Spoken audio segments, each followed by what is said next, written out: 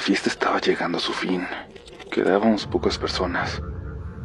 La dueña nos habló de un fantasma en esa casa que tenía años sin ver, y la reacción de todos fue la misma, de terror, porque había sido muy claro que muchos de nosotros, sin saberlo, esa noche lo habíamos visto.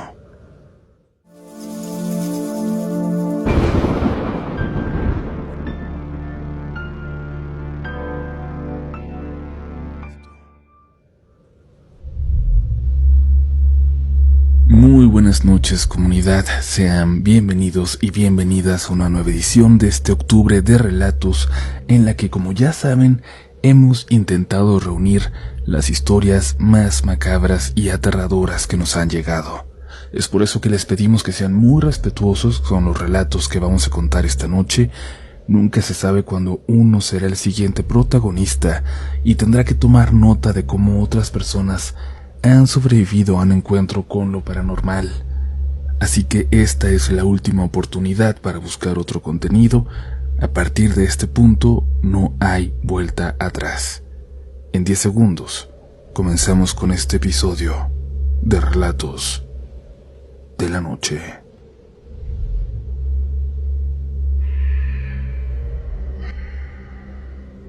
Hola, comunidad. Me llamo Nadia y siento que acabo de vivir un fallo en la realidad, o al menos eso creo. Estoy completamente estupefacta, pero quiero que ustedes juzguen, que me ayuden a pensar qué es lo que viví. Vivo en un pequeño rancho donde solamente hay 4 casas. Por supuesto que todos los vecinos nos conocemos y nos llevamos bien. Estamos en medio del campo, por lo que no me sorprendió que cuando regresaba de la farmacia de la ciudad más cercana, me topara con un camión de carga que transportaba grano, justo delante de mi vehículo. Maldije mi suerte, porque esos camiones agrícolas, al ser tan pesados, avanzan muy lento, máximo 30 kilómetros por hora. Y sin oportunidad de rebasarlo por las curvas, iba a tener que irme detrás de él todo el camino. Así que la vuelta se iba a hacer larga, y mi bebé ya estaba desesperada por llegar a dormir. No me quedó de otra más que ser paciente, conducir despacio, esperar. De repente vi que otro carro iba detrás de mí. Lo reconocí de inmediato. Como íbamos tan lento, tuve oportunidad de voltear y ver con claridad. Era el carro de mis vecinos, una pareja de adultos mayores. El señor iba manejando y la señora a su lado, como siempre. Y pues, ni modo, íbamos juntos en eso. Nos tocaría hacer más tiempo de lo normal para poder llegar a nuestras casas. Entonces por fin llegamos a la salida del camino de tierra que nos lleva hasta nuestro rancho. Entré hacia él con cuidado y mi sorpresa fue ver por el retrovisor que mis vecinos se iban de largo. No entendía que podían ir a buscar hacia allá, hacia la montaña, pero bueno, algún asunto tendrían. Pero aquí viene lo extraño, comunidad. Porque al llegar y estacionar mi carro, justo enfrente de mi casa estaba ese vehículo blanco, estacionado, y por la ventana pude ver a mis vecinos, los adultos mayores, cenando tranquilamente en su cocina. Pero no me confundí, no los vi mal. Yo los acababa de ver en la carretera, ese carro con sus heridas de batalla, con su pintura vieja, y a mis vecinos, a los dos con toda claridad. Sé que puede no parecer la gran cosa, pero sé que no me equivoqué. Y no puedo explicarme qué fue lo que vi.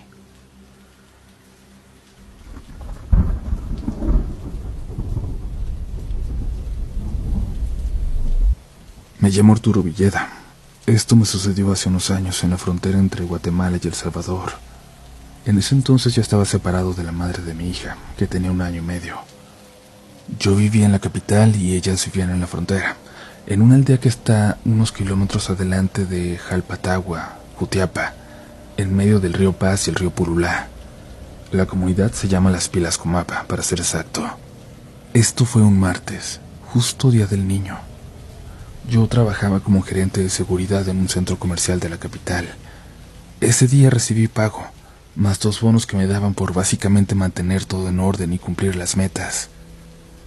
Yo tenía contemplado ir el sábado a ver a mi hija, para estar de regreso en casa el lunes de madrugada y llegar a tiempo al trabajo, Así que al salir ese martes a mi turno de descanso, pasé por una juguetería a comprarle un muñeco de más de 1 metro, zapatos, ropa y muchas cositas más.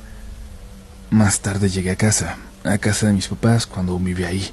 Saludé a mi mamá y le enseñé todo lo que había comprado. Le conté mi plan de ir a ver a mi hija el sábado. Estaba en eso cuando llegaron las vecinitas, de 5 y 3 años, hijas de un matrimonio de escasos recursos. Al ver esos ojitos de alegría mirando los juguetes que yo había comprado, pensé, ¿y si mi hija está viendo a alguien recibir juguetes ahora? Si está viendo con añoranza actos de cariño con esos mismos ojitos. Ahí fue cuando dije, no, tonterías esperar hasta el sábado.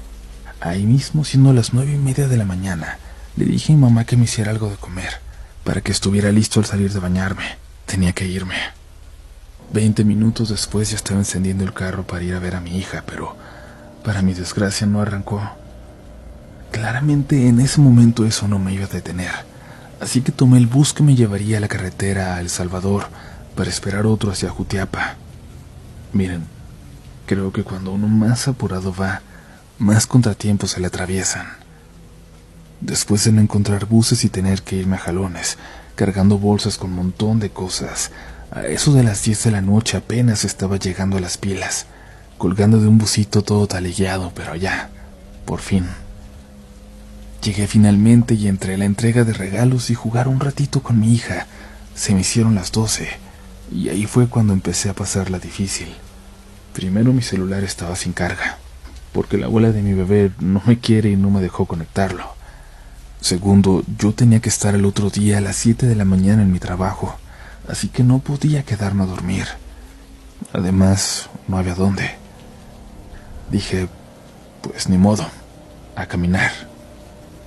Así emprendí mi viaje para llegar a la ruta donde el primer bus pasaba a las 3 de la mañana. En las afueras de la aldea había una tiendita abierta. Compré una linterna casi de juguete de 3 quetzales para iluminarme el camino, porque ahí no hay ni un poste de luz. Caminé y caminé y caminé. Fue ahí cuando empecé a sentir el ambiente raro. Además eran talegazos de lluvia y en cada trueno miraba sombras paradas a la orilla del camino. Me las imaginaba con ojos rojos como brasas, pero honestamente ya iba bien nervioso y pensé que estaba imaginando cosas. Pero no podía detenerme ni regresar. Mi incertidumbre se calmó un poco cuando vi 2 postes de luz a lo lejos. Eso quería decir que estaba llegando a un lugar que se llama El Tempisque, caserío antes de llegar al río Pululá. Ya estaba a medio camino, pero a lo lejos, al pie de uno de los postes, había una piedra grande. Siempre había estado ahí, ya la conocía. Lo que no estaba antes era la mujer y el niño de unos 4 años que estaban ahí, sentados en ella. Al principio quise convencerme de que no era nada raro, que quizás estaban esperando a alguien, pero fui perdiendo esa esperanza al pensar, ¿qué mujer estaría a esa hora bajo la lluvia, con su niño y en plena madrugada? Y puede que también haya ayudado un potente olor a descomposición que se hacía más fuerte a cada paso que daba. Llegué a unos 3 metros. No la vi de frente. A lo macho que sí quise, pero no me dio la cara para hacerlo. Solo la vi de reojo. Los dos eran pálidos, con la piel arrugada, hinchada, como cuando uno pasa mucho tiempo en el agua. Así se miraban. Estaban agachados y se les notaban las venas del cuello hinchadas, pese a una abertura que tenían de lado a lado. Les juro que de ahí brotaba algo. No era sangre, era un líquido negro y espeso, como chapopotes derretido. Yo nunca he sido tan religioso, pero en ese momento me acordé de todas las oraciones del catecismo. Y es que, Dios, ¿ustedes qué hubieran hecho? Recé y recé, no para dejar de ver, sino para que me volviera la fuerza al cuerpo, porque ya ni siquiera podía moverlo, porque cada vez me costaba más avanzar. A cada paso sentía que pesaba más y más y más, hasta que me di cuenta de que, sobre mis hombros, colgaban las 2 piernas del niño. Pesaba más que un costal de cemento, les juro. Ya no podía moverme. Y la mujer caminaba al lado mío. Y empezó a llorar, pero de una manera horrenda, a chillar y a hacer gárgaras como si tuviera cortado el cuello por donde respiraba, y el líquido que le salía a chorros no le dejara llorar con fuerza. Ahí sí sentí que me iba. Sentí miedo, mucho, y simplemente acepté lo que estuviera a punto de pasarme. Me rendí al peso, no solo en la espalda, sino en el alma. Caí de rodillas. Bien recuerdo que dije dentro de mí: bueno, padre, si esta es mi hora, es la hora. Solo por favor cuida de mi hija, y que por favor encuentre mi cuerpo para que mi mamá no sufra tanto. Y cuando dije eso, la muy maldita mujer a mi lado se empezó a reír, se empezó a carcajear. Yo ahí de rodillas con los ojos y el corazón apretados a mil, sentí un aire que en la vida había sentido antes, cálido y ligero, como una brisa que te da en el puerto. Pero no abrí los ojos, solo seguí rezando una oración a San Miguel Arcángel que me sé, y así seguí como por 10 minutos, hasta que sentí que me regresaban las fuerzas, una paz bien profunda que no tengo idea de cómo explicar. ¿Se acuerdan que les dije que estaba antes de llegar al río Purulá, que iba a medio camino? Pues cuando abrí los ojos ya no estaba ahí. Estaba hincado, pero justo donde tomaba mi bus, en la entrada de la aldea del Coco. Han pasado años y todavía, cuando me acuerdo, me vuelve a sudar todo. Jamás supe qué carajos vi, ni cómo pasé de ese lugar antes del río a la estación a donde me dirigía. No se lo puedo atribuir ni al guaro ni a las drogas, porque son vicios que no tengo. Y aunque no sé cómo, sí sé qué y quién me salvó esa noche.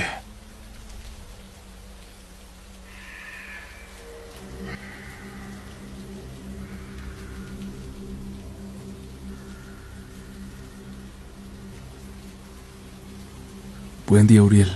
Mi nombre es Sebastián Pérez y te saludo desde Barcelona, Cataluña. La vivencia que quiero compartir contigo es algo que pasamos junto con mi mejor amiga, Jennifer, en el año 2021. En ese entonces aún vivía en mi país de nacimiento, El Salvador. Recordé esta historia debido al video de la macabra mujer en el árbol, y te explico por qué.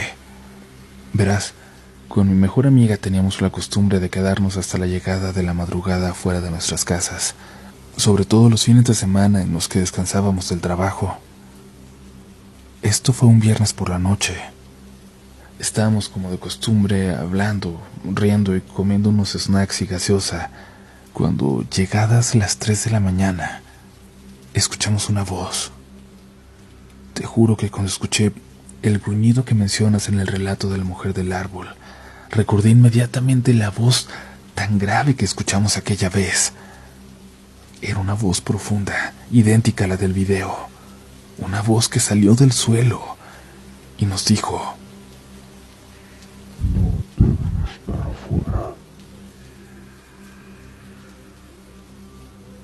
Mi amiga y yo nos quedamos viendo mutuamente, buscando de dónde pudo salir aquella voz, porque parecía venir desde unos 10 metros arriba de donde estábamos, pero con una resonancia sumamente extraña, como si viniera desde abajo, desde la tierra. Mi amiga es muy miedosa con esos temas y le dije que se calmara, que quizás era algún vecino tratando de jugarnos una broma por la hora en la que estábamos afuera. Caminé hacia donde escuchamos la voz, pero todo estaba en silencio. No había nadie alrededor, ni una luz encendida en las casas próximas. Aún así, yo seguía con la idea de que tal vez era broma de alguien. Me regresé a donde estaba mi amiga y cuando llegué con ella, la misma voz volvió a escucharse. Esta vez dijo: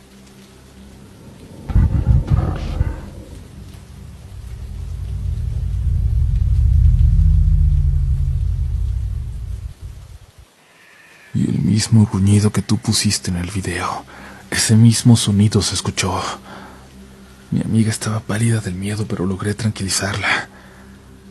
Lo que no sabíamos era que probablemente esa voz nos estaba advirtiendo de lo que se avecinaba. Y es que estábamos ahí afuera, más o menos una media hora después, cuando volteamos a ver hacia arriba. Te juro que vi pasar un grupo de 3 o 4 figuras. Lo más aterrador no era ver personas caminando a las 3:30 de la madrugada, sino que parecían ir flotando, que eran figuras que no tenían pies, solo se veía el torso hacia arriba, de la cintura para abajo no tenía nada. Le dije a mi amiga que volteara, que viera, y cuando lo hizo, se asustó tanto que nos metimos corriendo a su casa y ahí esperamos hasta que se le pasó el susto.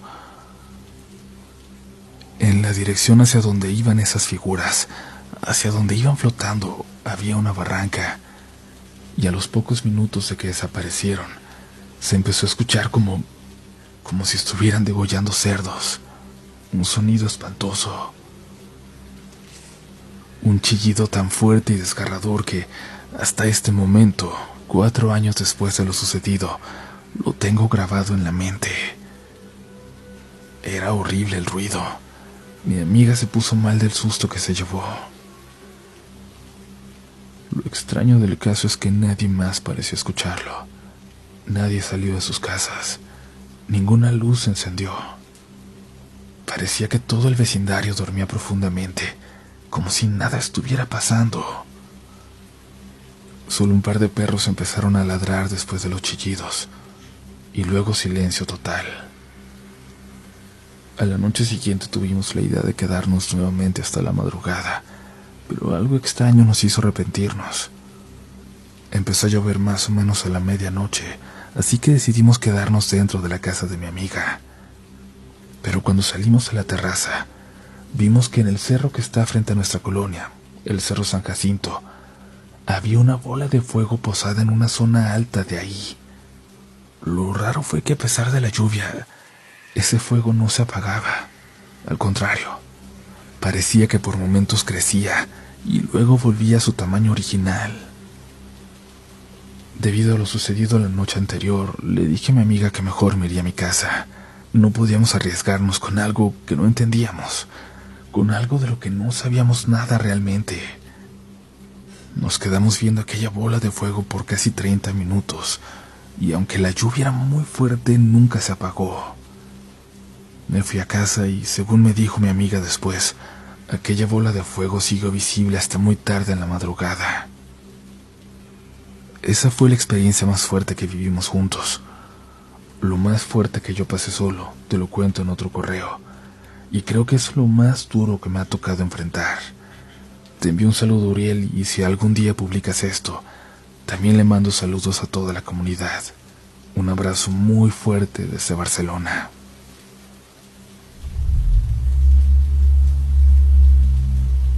Si ya llegaste hasta este punto y no te has suscrito, no entiendo por qué no quieres ser parte de la mejor comunidad de internet, de la comunidad Relatos de la Noche, pero esta es tu oportunidad. Suscríbete, no te pierdas ya ningún nuevo episodio.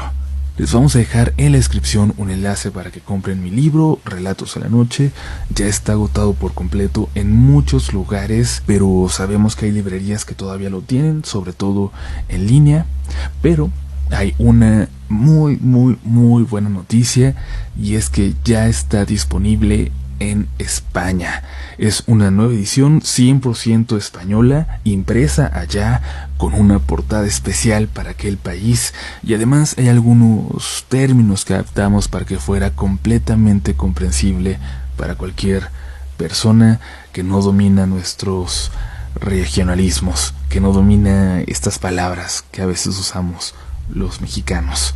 Estamos muy contentos, así que si nos escuchas desde allá, ya puedes encontrar el libro en Amazon España y en cualquier librería. Nos encantaría por fin recibir una historia de alguien con esta nueva edición, que todavía no ha pasado, así que vamos a esperar quién es la primera persona que nos la presume. Ojalá que lo disfruten. Es una pequeña pieza de literatura de terror mexicana muy muy honesta que les prometo está hecha con mucho cariño. Y ahora sí, continuamos con una historia más esta noche.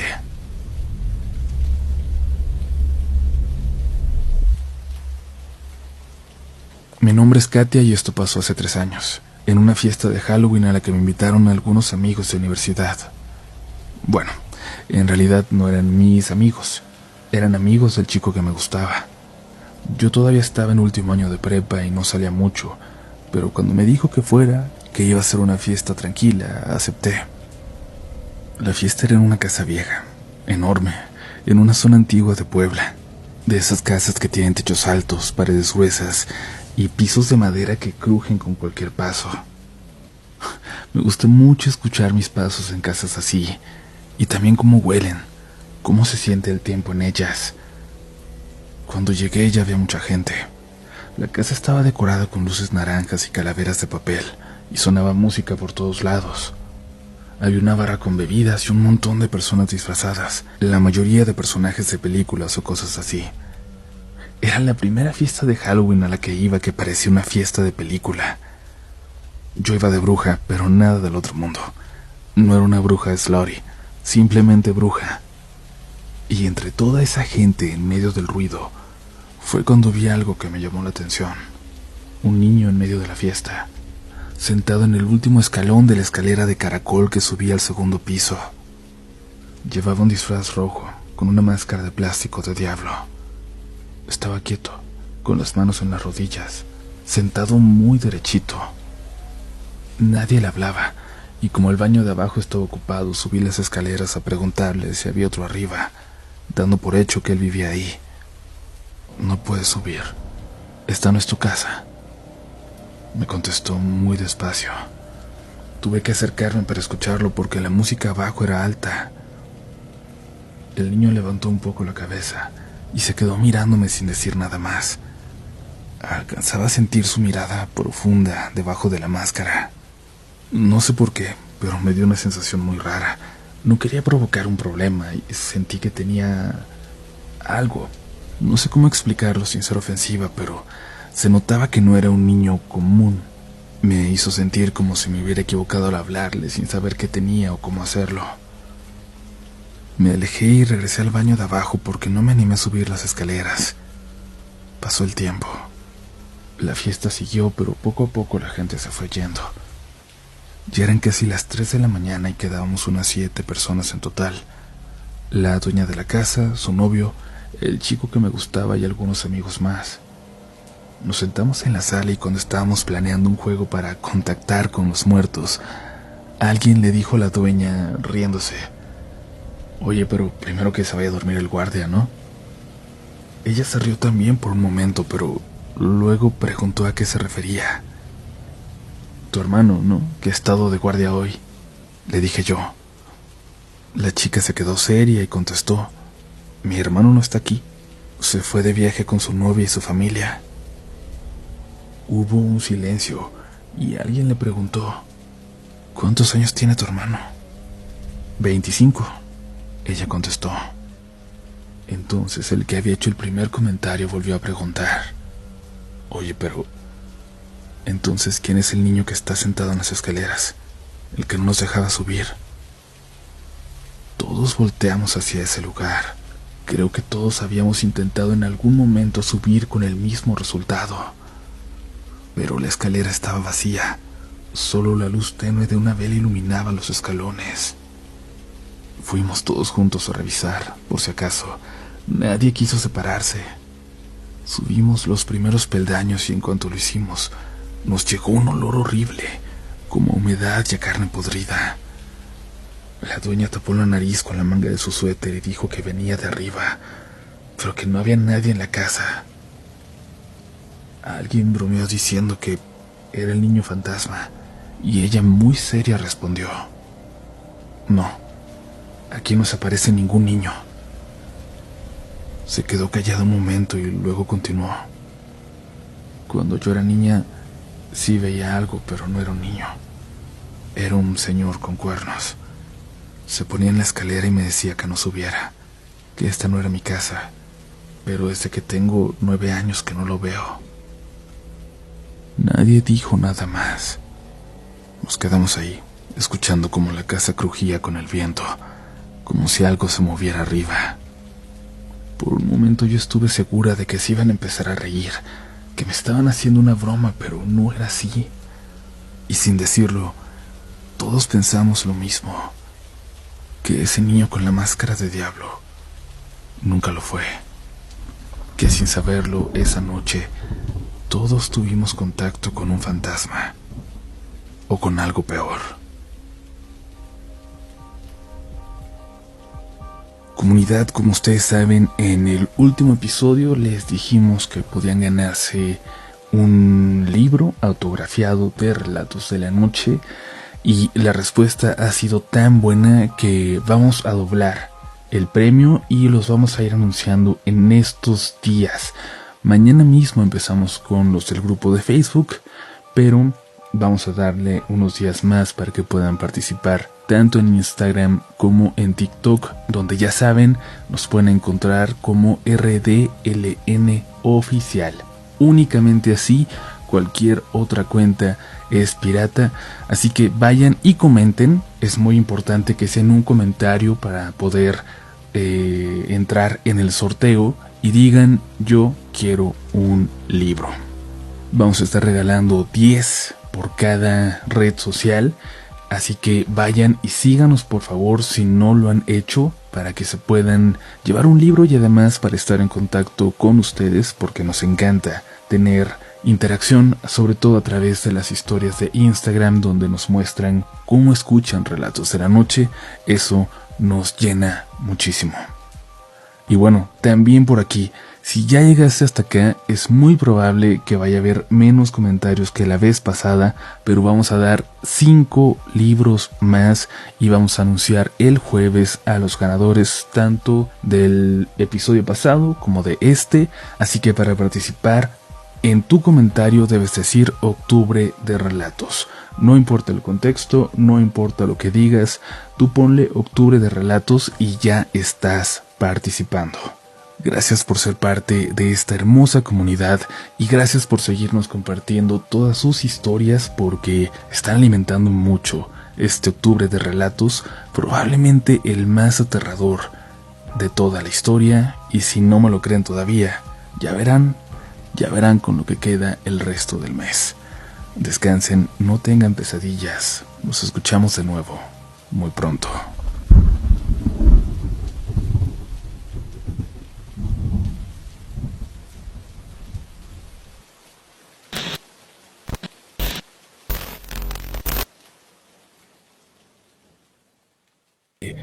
Que había muy poco aire. No se escuchaba nada y, de verdad, incluso nos costaba respirar. Logramos hacer reaccionar a Andrés y nos acomodamos todos cerca de la puerta, listos para correr a los vehículos si algo ocurría, si algo más ocurría. Pero Andrés se veía muy frágil. Sentía que no soportaría un susto más. Realmente me preocupaba. De repente toqué mi bolsa. Ya no tenía mi rosario. No lo tenía conmigo. Comencé a buscarlo. Lo busqué por toda la cabaña, debajo de la cama, en la camioneta. No estaba. ¿Dónde diablos había quedado? Mi cabeza comenzaba a aclararse mientras recorría mis pasos aquella noche. Y entonces caí en cuenta de que teníamos aún que mostrar la cabaña al día siguiente. Que no podía regresar al trabajo con mi jefe con solo una historia de fantasmas como la que nos había ocurrido. Tendría que convencer a Andrés de que no dijera nada también, de que quedaríamos en ridículo, de que nadie nos iba a creer aunque fuéramos 4 adultos contándolo, aunque hubiera más testigos. No podía salir de ahí. Andrés se durmió con fiebre, sudando frío, e intenté convencer a los trabajadores para quedarse al menos por la mañana, que fingieran que hacían una reparación y nos esperaran mientras mostrábamos la cabaña. Y es que no me podía ir sin hacerlo, y tampoco me quería quedar solo y que ellos se llevaran a Andrés. Los convencí diciéndoles que les pagaría como si se hubieran reparado algo. Aunque esa noche fue aterradora, no se compara con el sentimiento de desolación que tuve cuando estuve solo ahí. Había algo horrible de aquella noche, de aquella primera noche que no sé describir. Hay dos cosas que quiero que entiendan, dos cosas que no he compartido aún, o que no quiero que se compartan al público en general. El nombre de los trabajadores, porque siguen teniendo su tallercito en el pueblo y como verán a continuación puede ser peligroso para ellos que se revele cuál es. Y segundo, el nombre que le dan en el pueblo a lo que habita los bosques. Es un nombre que me dijeron solo una vez, esa noche, y que por ningún motivo se debe repetir, mucho menos fuera de ahí.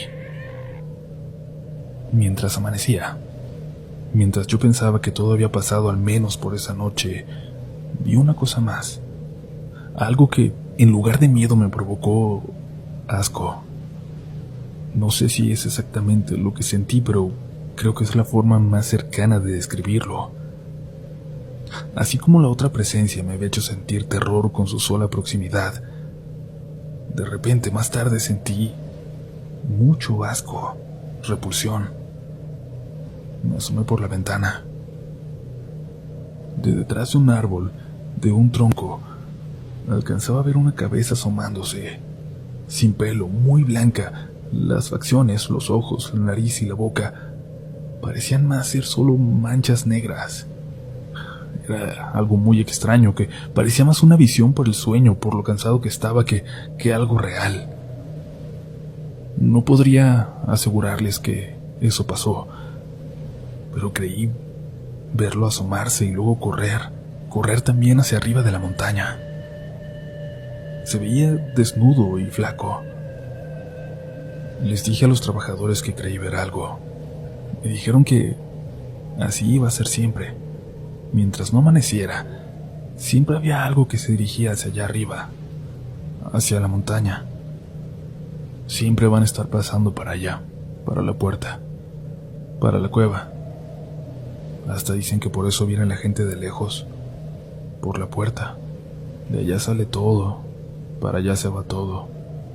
Dicen que por eso anda aquí porque la dejaron salir de ahí y no hay forma de volver a meterla. Cuando le pregunté a qué se refería, solamente me contestó que hablaba de una puerta del infierno.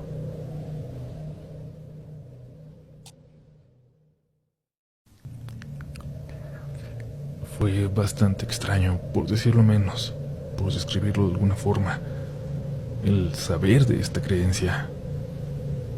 No digo que yo piense que es verdad, les juro por la vida de mis hijos que ni siquiera yo sé qué creer, que si yo estuviera en su lugar escuchando esta historia, tampoco me la creería. Por eso es tan difícil compartirlo. Por eso yo creo que nadie comparte sus experiencias cuando algo le ocurre. Algo que va más allá de un fenómeno paranormal, de esas voces que se escuchan, de ver un familiar muerto en casa. La gente está cómoda creyendo eso, pero no algo más. Aunque el mundo esté lleno de cosas malignas, aunque nos lo demuestre cada día, cada noche, nosotros preferimos no ver. Preferimos creer que estas cosas no suceden y que son solo cuentos de locos. Todo cambió para mí cuando supe lo que se creía ahí, lo que se decía. Todo cambió cuando supe que estaba durmiendo a unos cuantos kilómetros de una puerta del infierno. El horror que se sentía es muy difícil de describir. Y sin embargo, ya no estaba pasando nada. Los últimos minutos de oscuridad de aquella noche fueron tranquilos. Amaneció. Y el amanecer era hermoso, pero no me tranquilizó en lo absoluto. Todo aquello a lo que le temía estaba cerca. Desayunamos café y galletas, lo único que teníamos disponible, lo que ofreceríamos a los clientes. Antes de que dieran las 9, los dos trabajadores se pusieron a limpiar alrededor de la fosa séptica, en la parte de atrás, fingiendo que hacían alguna reparación. Y puntualmente, a las 9 exactas, vimos cómo llegaron 2 camionetas negras de reciente modelo. Los vidrios estaban sumamente polarizados, no se podía ver nada para adentro, y guardando algo de prudencia porque sabemos que hay gente muy especial, me acerqué yo solo unos metros a dar la bienvenida. Andrés todavía seguía muy mal, pero estaba intentando controlarse adentro de la cabaña. De una de las camionetas bajó un hombre bajito, pero de corte de pelo militar. Su apariencia era dura, como su mirada y su saludo. Se dirigió a la camioneta de atrás, donde alguien bajó un poco la ventana.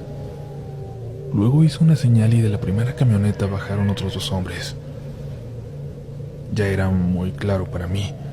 Tenían más pinta de guardaespaldas, de militares que de asistentes como los del día anterior.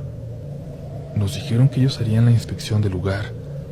Les quise dar algunos datos de las opciones de compra, pero dijeron que todo eso ya estaba solucionado. Dicen que aquí grabaron la de... ¿No? Me dijo el primero que se bajó sonriente, refiriéndose a un éxito del cantante dueño de aquel lugar. Pero le dije que honestamente eso no lo sabía. Se le borró la sonrisa y fueron hacia atrás. Otro con el mismo aspecto se bajó de la camioneta que se había quedado atrás y caminó hacia el bosque.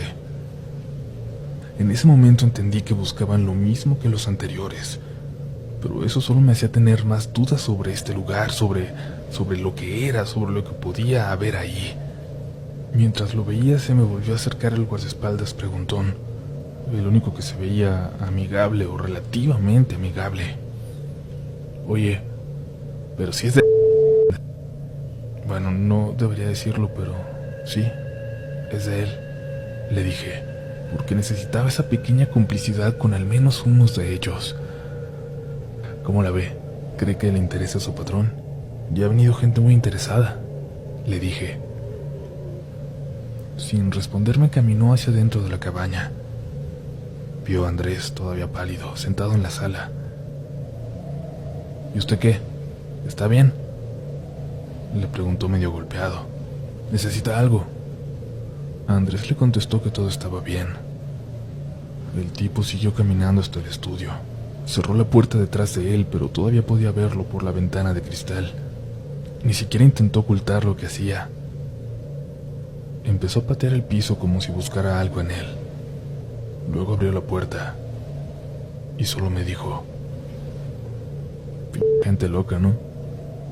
Si supiera las chingaderas que pasan aquí. El mismo diablo ha caminado por estos pasillos. O un diablo, ¿no? Porque ahora resulta que hay muchos. Siguió sonriendo y salió. No me atreví a preguntarle absolutamente nada. Cuando salí me di cuenta que 2 de los guardaespaldas estaban revisando las credenciales de los trabajadores. Les dije que todo estaba bien, que eran de confianza. Ándele pues, dijeron mientras se les regresaban. Evidentemente ya tenían la información que buscaban. Todos regresaron a las camionetas, salvo el preguntón, que se quedó conmigo frente a la cabaña. Pensé que me iba a hacer plática, alguna pregunta, pero no. Solo me veía con una sonrisa burlona. Creo que sabía que yo tenía miles de preguntas para hacerle, pero no me atrevería. Alguien silbó entre los árboles. El tipo de la otra camioneta, el que había salido después. El preguntón se acercó a él y le dio algo. Luego caminó hacia mí, que ya estaba al lado de Andrés y los 2 trabajadores. ¿A alguien de ustedes se le perdió esto?, dijo, sosteniendo en su mano un rosario lleno de tierra, el rosario de mi mamá.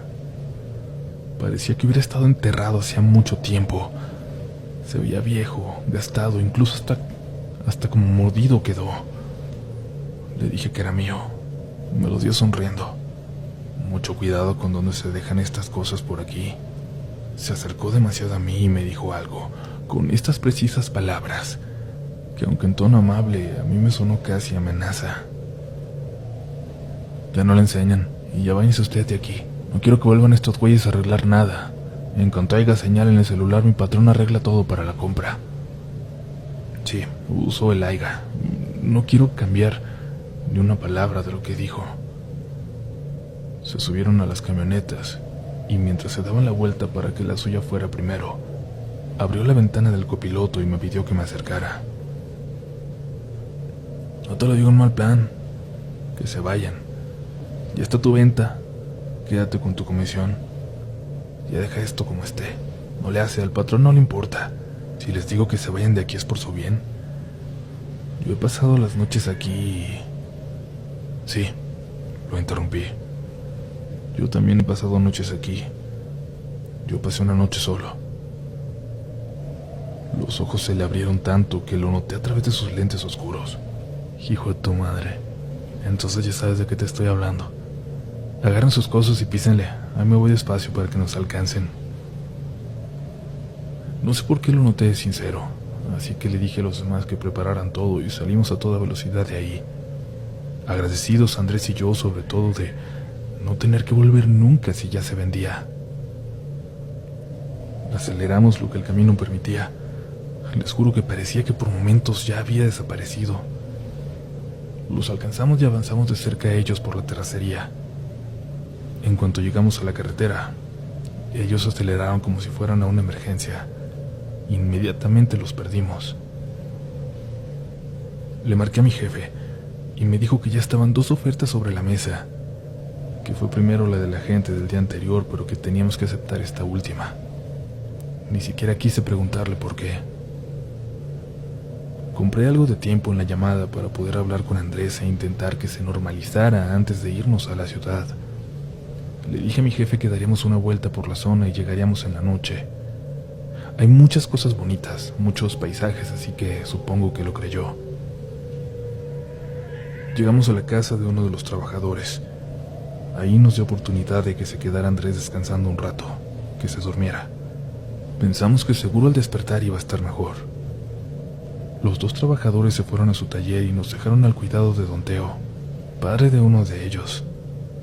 Un señor mayor, pero de esos de rancho que se ven fuertes todavía. Fue muy amable. Le acomodó un catre a Andrés para que descansara. A unas cuantas casas de allí, vi una mesa en la banqueta. Una señora vendía comida hecha en casa y sin pensarlo me acerqué y ordené algo. La señora se sentó conmigo cuando me llevó la comida. Se veía como muy interesada en mí. Usted también la viene a ver, joven. Viene a pedirle algo. No lo haga. Los últimos que vinieron de repente ya no bajaron. Y eran de esos que venían todo el tiempo. Siempre subían y se quedaban ahí toda la noche, pero de repente ya no volvieron. Y supimos que era gente importante porque vino el ejército y helicópteros y todo a buscar, pero nunca volvieron a encontrarlos. Mientras la señora me contaba, empezó a llover y me pasó a una mesa debajo de un techito en su patio. Con la lluvia, la poca gente que andaba por ahí se metió a sus casas. Desapareció de la calle. Yo terminé mi comida y me estaba despidiendo. Ya no quería saber más. Solo quería dormir. Me moría de cansancio. Pero me alertaron los gritos de don Teo que me había ido a buscar. «¡Se fue el muchacho! ¡Se fue el muchacho!», decía. Yo salí corriendo y vi que nuestra camioneta ya no estaba. Andrés se había largado en ella, pero ¿por qué me había dejado ahí? ¿Cómo le iba a hacer para regresar? ¿Qué iba a decirle a su papá? Además, él iba muy alterado como para manejar. Le pregunté rápido a don Teo que cómo le hacía para llegar a la ciudad para intentar alcanzarlo. «No», me dijo. «No se fue a la ciudad, se fue para arriba de nuevo, rumbo a la cabaña». No, pensé, no me podía hacer eso. Ya no quería volver a subir, ya no más. Le pregunté a don Teo si había dicho algo y solo me dijo que se despertó tocándose el pecho, que preguntaba por su medallita. Y entonces creí haberlo recordado, una medalla de la Virgen que siempre traía, que le había dado su abuela, que en paz descanse, la mamá de mi jefe. No podía creer que hubiera regresado por ella. Era más difícil que buscar una aguja en un pajar. Le pregunté a don Teo por su hijo y me dijo que no iba a volver pronto, pero que si quería. él me podía llevar para arriba. Me vio tan asustado, yo creo que me lo ofreció, y yo estaba tan desesperado que acepté.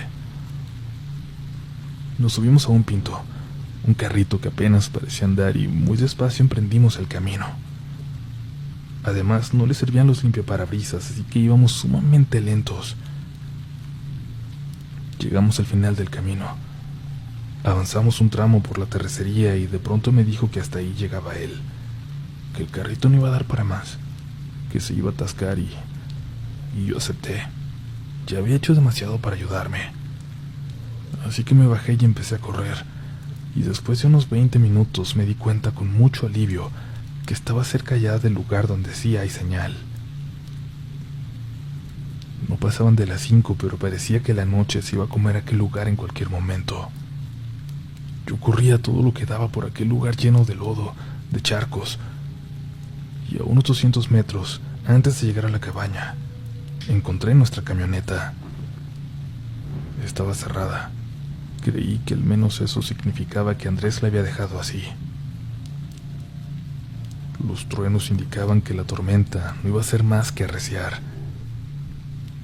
Y en la cabaña, en el porche, vi algo. Ahí estaba aquella mujer. Aquella horrible mujer con su rebozo de virgen, sentada en la mesa en el porche. Yo me quedé detrás de un árbol asomado, y en eso me di cuenta de que yo estaba justo en ese árbol, desde donde las cosas se asomaban para ver hacia la casa, y volteé para todos lados porque sentía que en cualquier momento iban a pasar de nuevo por ahí. Muy bien, la cabaña no era opción, no iba a acercarme, pero tenía que volver por Andrés. Ya le había dicho a Don Teo que él se regresara, que yo iba a volver con Andrés. Ya no había hacia dónde correr. Tenía que encontrarlo.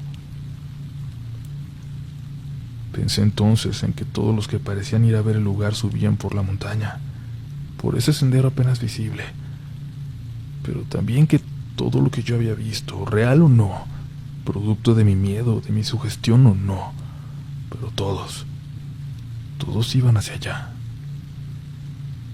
No podía volver sin Andrés, no podía dejarlo. Así que me adentré hacia ese lado del bosque. Pronto el camino se volvía muy difícil. El sendero desaparecía, pero una abertura entre la vegetación parecía indicar por dónde continuar. Seguí mi instinto. Lo hice. Volteaba hacia los lados. De nuevo. Y esto puede haber sido solo mi imaginación, pero a lo lejos creí ver a gente caminar en la misma dirección que yo. Figuras entre los árboles. Lo que no era mi imaginación era el temor que comencé a sentir de pronto. Ese terror indescriptible. Ella estaba cerca.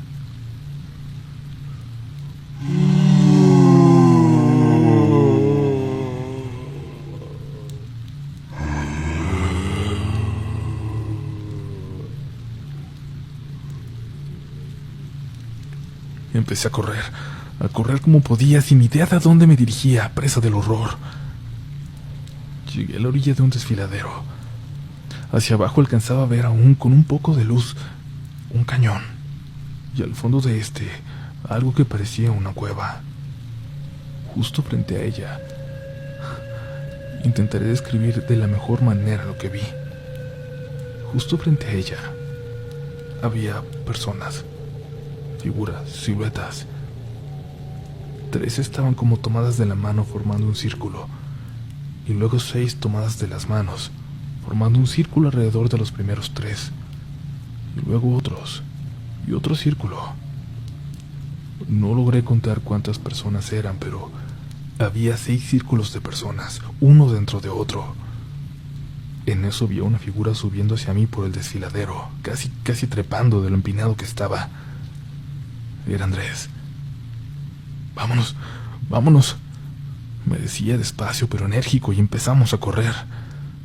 «Ya traigo mi medallita, ya traigo mi medallita».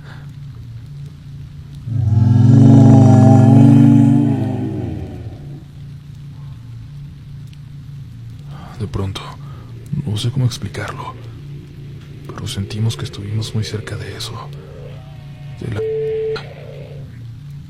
Casi nos paramos del miedo, de cómo nos entumía, pero seguimos corriendo camino abajo casi por inercia.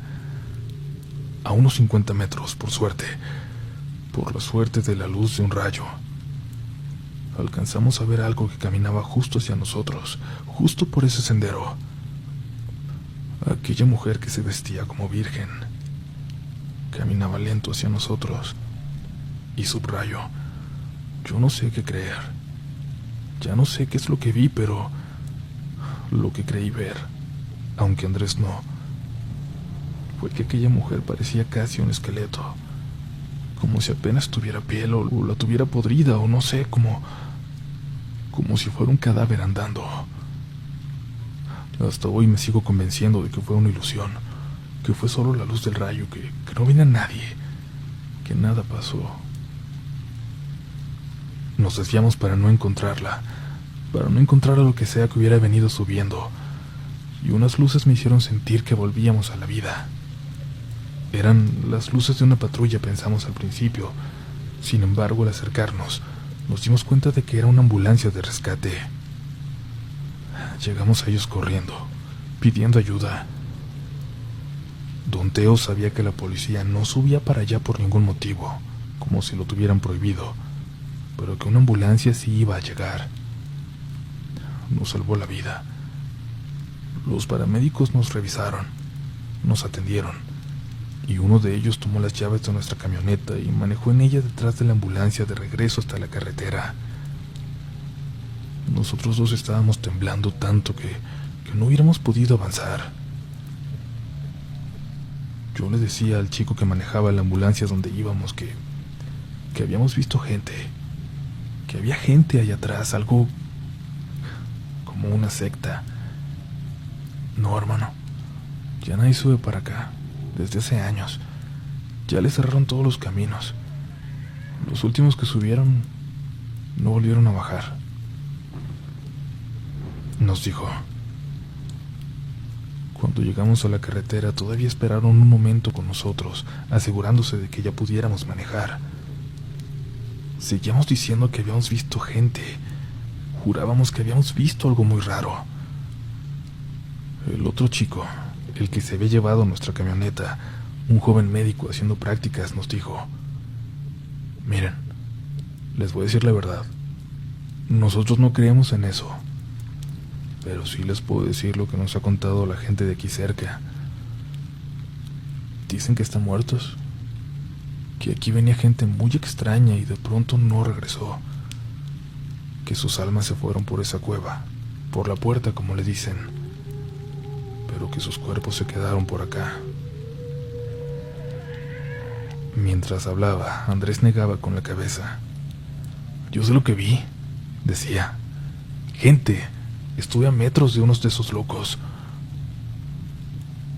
Yo te digo lo que nos cuentan, nada más. Yo no creo en nada de eso, le contestó. Pero sí hay algo raro, y algo pasa cada que suben equipo de rescate o familiares a buscar. Nunca han encontrado a nadie, y era un grupo numeroso. Dicen que los cuerpos se mueven cada noche para que nunca los vayan a encontrar. Esa noche eran cerca de las 12 cuando dejé a Andrés en su casa y tomé un taxi a la mía. Todo en la ciudad me parecía extraño, como si nada de eso me pudiera dar miedo ya. Agradecía ver todo, hasta a los tipos con aspecto de maleantes que estaban demasiado cerca de mí cuando esperaba el taxi en la avenida. Hasta eso fue bienvenido. Hubo un viaje más a aquella cabaña, de día. Y supe también un poco más y tuve acceso a esa foto. Solo a verla, porque sin en la computadora del trabajo, solo en la del chico encargado de sistemas. Voy a intentar tomarle una foto. Y voy a compartir con ustedes un poco más de información, pero eso será hasta dentro de poco tiempo, para no meterme en problemas, cuando renuncie por fin para empezar mi propio negocio del mismo giro. Cuando quieran venir, aquí en Jalisco tienen su casa. Esperen más noticias de mí. Gracias por lo pronto, por su atención a esta historia. Espero pronto resolver las dudas que puedan quedar. Pronto.